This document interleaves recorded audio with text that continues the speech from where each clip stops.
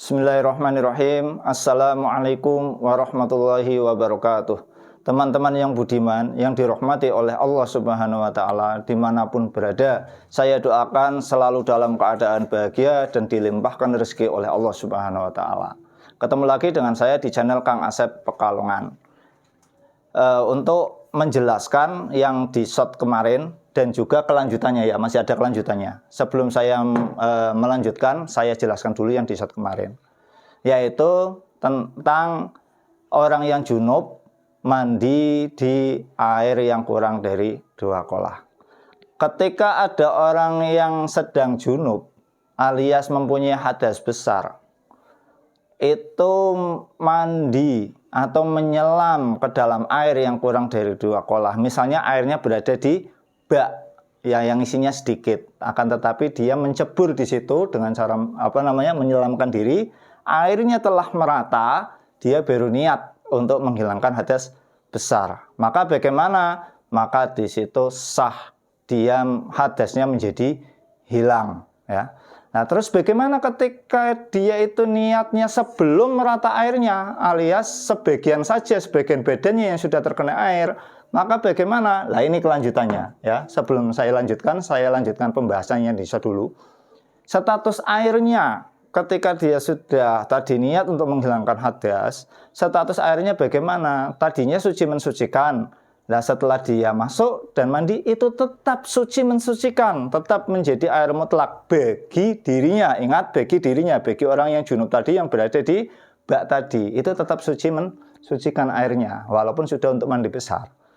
Tapi bagi orang lain, orang yang berada di luar bak yang tidak ikut mandi, maka di situ udah menjadi mustakmal, kayak gitu ya, tanpa ada perbedaan kalangan ulama. Nah, kapan air tersebut menjadi mustakmal bagi orang tersebut?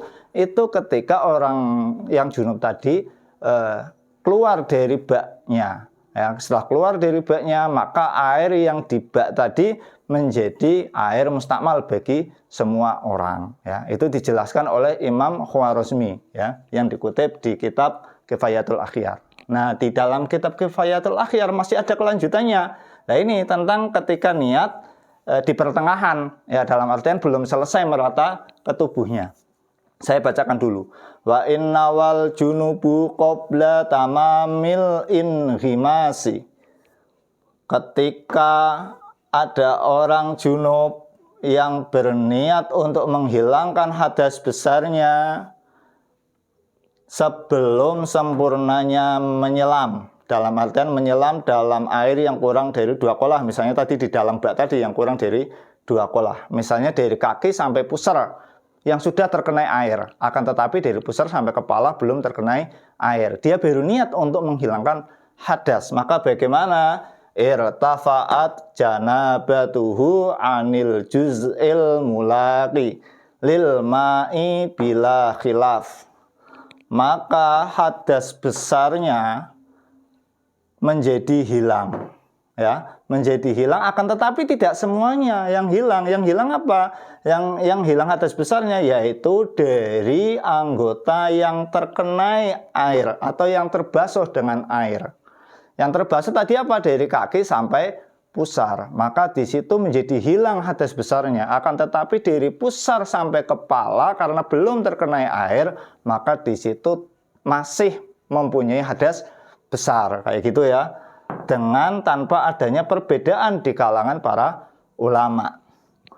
Status airnya bagaimana? Wala yasirul ma'u mustakmalan. Dan status airnya ya tidak menjadi mustakmal. Maksudnya tidak menjadi mustakmal itu bagi dirinya, bagi orang yang mandi di bak tadi, bukan bagi orang yang di luar ya. Dia tidak menjadi air mustakmal. Ketika tidak menjadi air mustakmal, ballahu ayyutimmal inghimasa wa tartafi'u anhu al janabatu anil baqi alas sahih al mansus wallahu a'lam. Bahkan bagi dirinya, bagi orang yang tadi mandi di bak masih separuh yang terkena air bedanya, terus dia berniat untuk menghilangkan hadas besar, dia diperbolehkan untuk melanjutkan menyempurnakan dalam menyelam, alias airnya supaya merata ke seluruh tubuhnya. Dia diperbolehkan ya melanjutkan itu, dan hilanglah janabahnya, hadas besarnya yang tersisa, hadas besar yang tersisa menjadi hilang dari badannya, dari dirinya. Yang tersisa tadi dari pusar sampai kepala, itu hadas besarnya menjadi hilang. Berarti sudah sempurna, berarti dari kaki sampai kepala sudah hilang hadas besarnya. Maka itu menjadi sempurna. Ini menurut qaul shahih yang dinas. Hanya Allah yang mengetahui kebenarannya. Ya, paling cuma itu yang bisa saya sampaikan. Semoga paham. Kalau masih belum paham, bisa ditanyakan di bawah. Ya, kalau air mustakmal itu keminum bagaimana? Nggak apa-apa. Air mustakmal itu kan suci.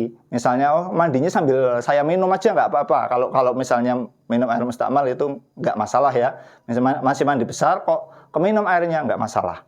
Cukup sekian, kurang lebih saya mohon maaf. Semoga bermanfaat. Wabillahi taufiq wal hidayah. Wassalamualaikum warahmatullahi wabarakatuh.